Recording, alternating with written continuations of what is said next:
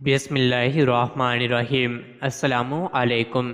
روزانہ واقعات سننے کے لیے اس چینل کو سبسکرائب کریں۔ حضرت وہب بن منبع رحمۃ اللہ علیہ فرماتے ہیں کہ ایک مرتبہ ملک الموت ایک بہت بڑے ظالم و جابر کی روح قبض کر لے گئے کہ دنیا میں اس سے بڑا ظالم کوئی نہ تھا۔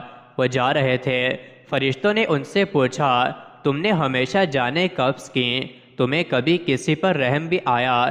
انہوں نے کہا کہ سب سے زیادہ ترس مجھے ایک عورت پر آیا جو تنہا جنگل میں تھی۔ جیسے ہی اس کا بچہ پیدا ہوا تھا، مجھے حکم ہوا کہ اس عورت کی جان قبض کر لو۔ مجھے اس عورت کی اور اس کے بچے کی تنہائی پر بڑا ترس آیا کہ اس بچے کا اس جنگل میں جہاں کوئی دوسرا نہیں ہے کیا بنے گا۔ فرشتوں نے کہا کہ جس ظالم شخص کی روح تم لے جا رہے ہو یہ وہی بچہ ہے۔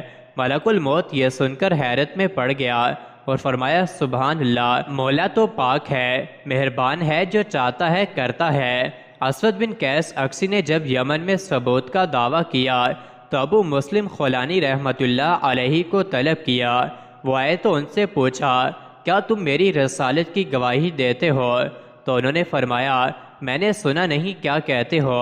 اس نے پوچھا، کیا محمد اللہ کے رسول ہیں؟ آپ نے فرمایا، جی ہاں۔ کئی مرتبہ اس نے اسی طرح سے پوچھا، آپ نے یہی جواب دیا۔ اسود عنسی نے آگ دہکانے کا حکم دیا۔ آگ دہکائی گئی تو اس میں آپ کو ڈال دیا گیا۔ آگ نے ابو مسلم خولانی رحمۃ اللہ علیہ کو کوئی نقصان نہیں پہنچایا۔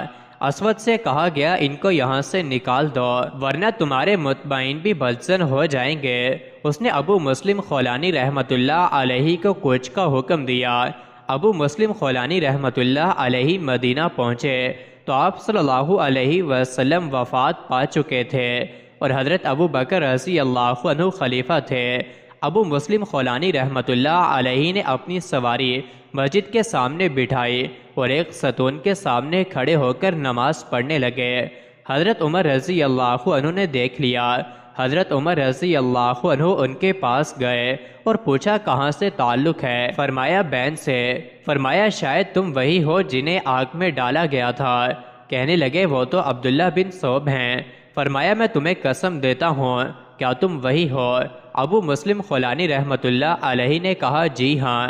حضرت عمر رضی اللہ عنہ نے گلے سے لگایا اور رو پڑے اور اپنے ساتھ حضرت ابو بکر رضی اللہ عنہ کے پاس لے گئے۔ حضرت ابو بکر اور اپنے درمیان بٹھایا۔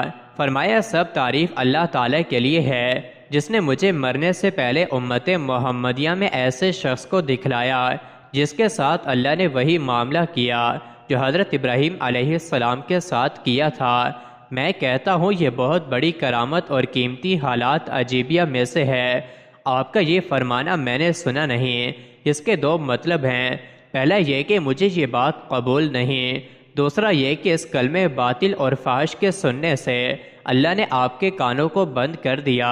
بعض علماء نے پہلے ہی مطلب کو لکھا ہے لیکن دوسرا مطلب میرے نزدیک زیادہ بہتر ہے۔ مزید ایسی ہی ویڈیوز کے لیے چینل کو ضرور سبسکرائب کریں۔